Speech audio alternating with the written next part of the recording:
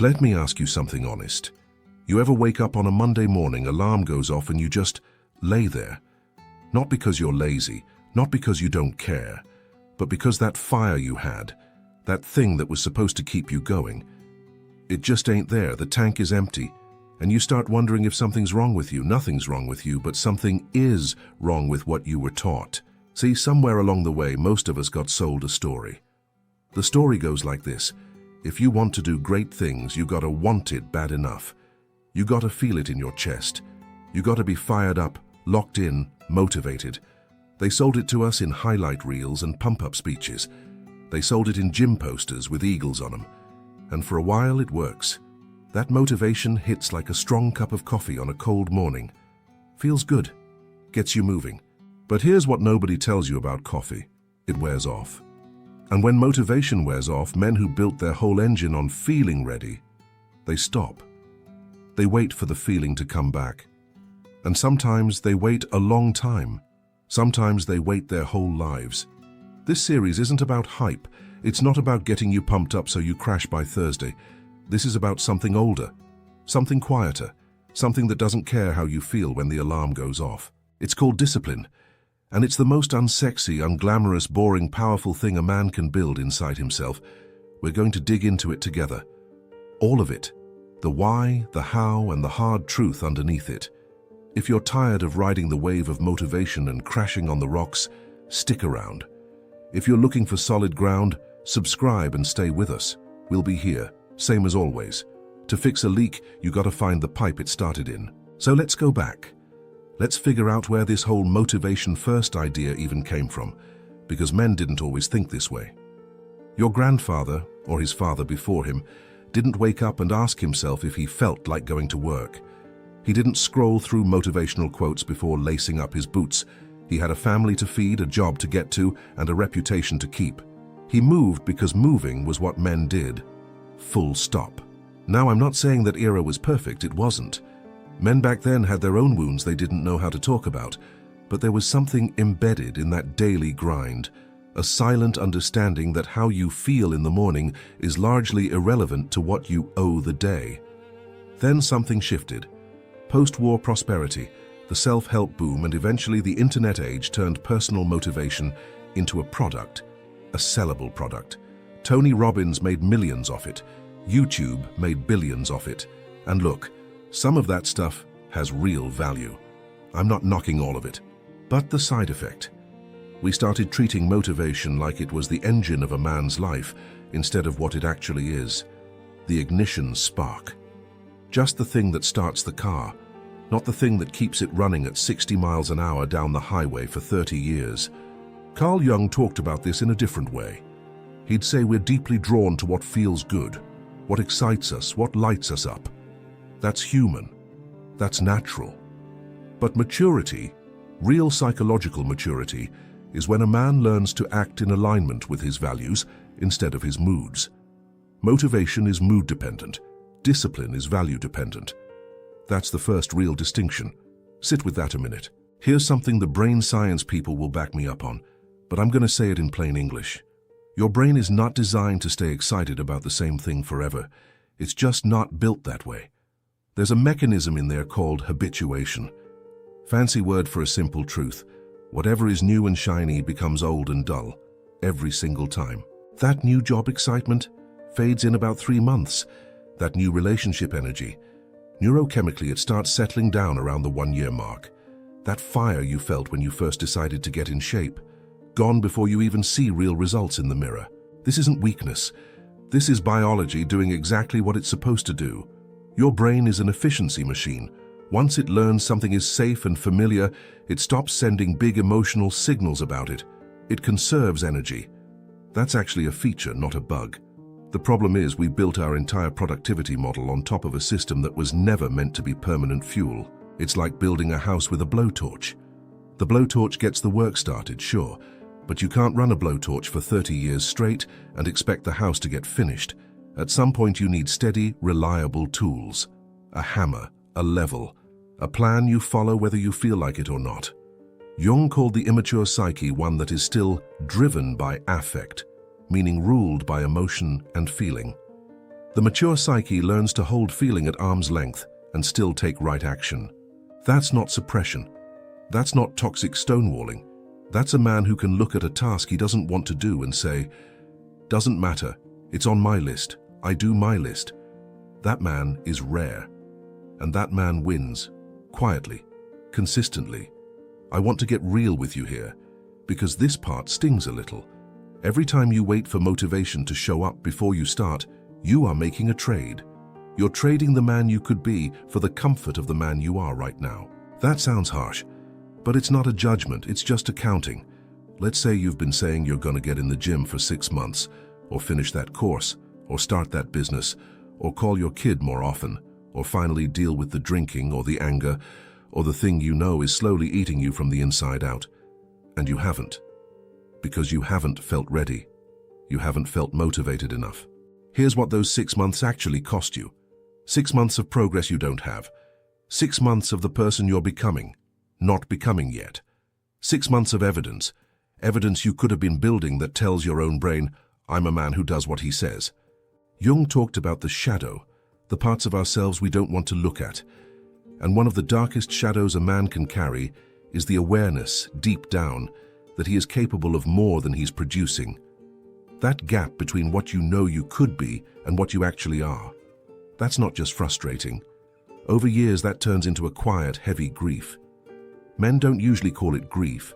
They call it feeling stuck, or feeling numb, or just being tired all the time for no reason they can name. But it's grief. Grief for the unlived version of yourself. Waiting for motivation isn't just ineffective, it's slowly expensive.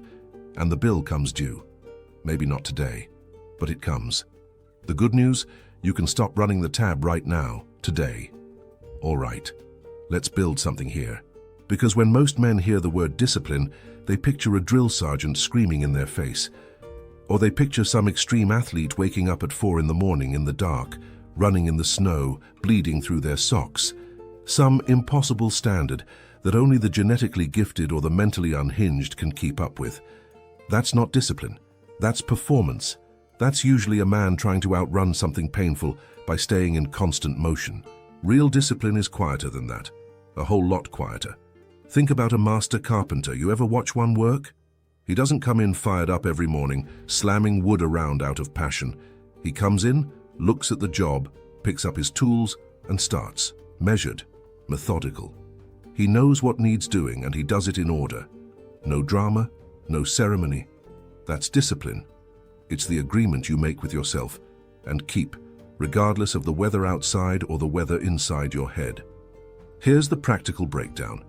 Discipline has 3 components that hold it up like legs on a workbench. First, clarity. A disciplined man knows what he's supposed to do. He's not guessing every morning. His priorities are decided in advance. Second, systems. He doesn't rely on remembering or feeling ready. He has a routine, a sequence that runs almost on autopilot.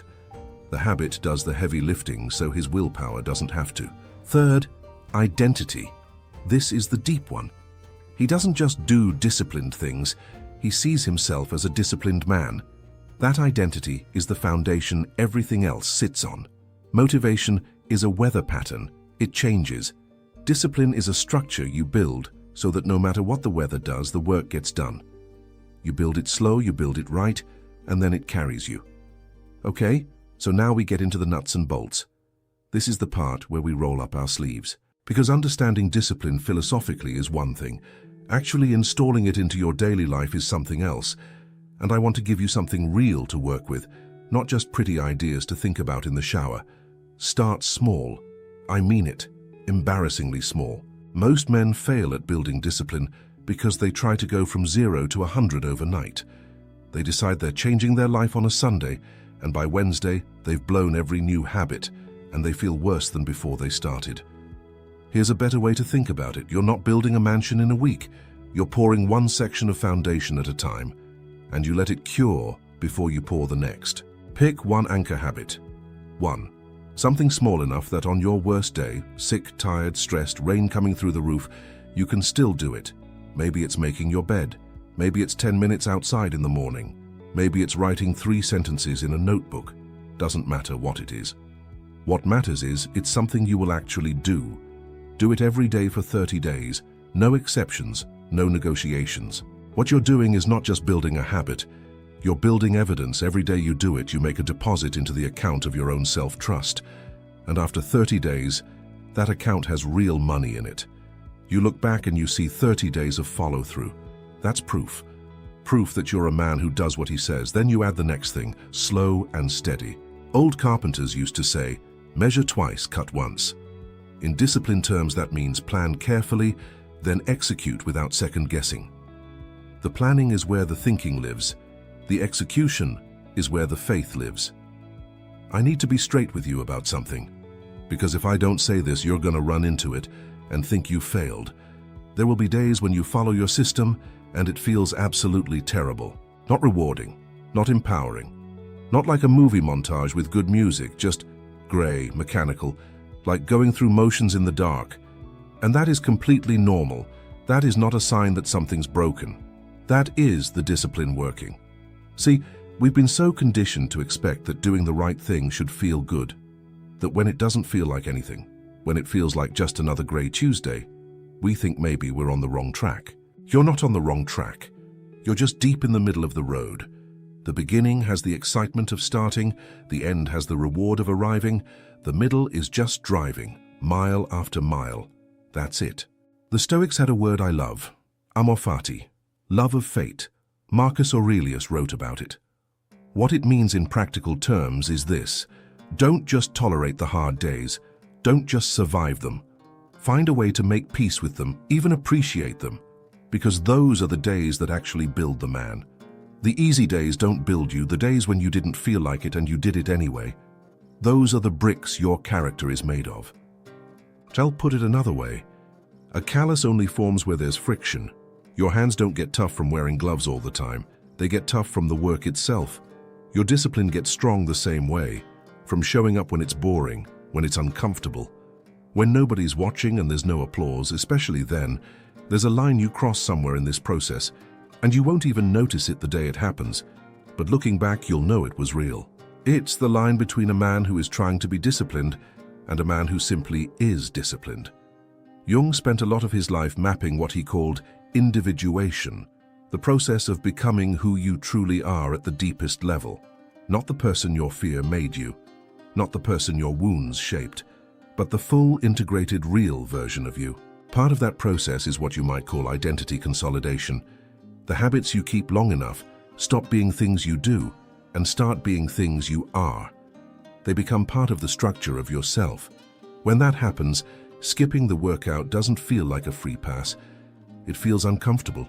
It feels like wearing your shoes on the wrong feet, because it's out of alignment with who you are now. That's when you know the identity is shifted. And here's what I want you to understand about that shift.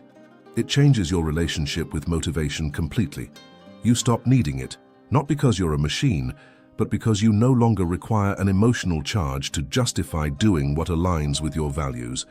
You wake up and you do the work the way you brush your teeth, not out of passion, not out of punishment, just because that's what you do. That's who you are. This is what real freedom feels like for a man. Not freedom from responsibility, freedom from the exhausting negotiation with yourself every single morning. You already decided who you are, so the daily choices are already made. That's worth more than any motivational speech ever recorded. That's a man who has come home to himself. Let me paint you a picture, because I think sometimes we need to see the destination before we fully commit to the road. The disciplined man doesn't look like what movies sell you. He's not necessarily jacked. He's not necessarily rich. He doesn't walk into rooms making grand entrances. He's usually the quietest guy in the building. But watch him over time. Over a year, over 5 years, over a decade. He is the man who still shows up to his commitments on the days when everyone else has an excuse. He is the man who, when something hard happens, a job loss, a health scare, a broken relationship, he bends, but he does not collapse. Because his foundation was built in the ordinary days, in the boring, unglamorous daily work that nobody saw. His kids notice something. They can't always name it, but they feel it.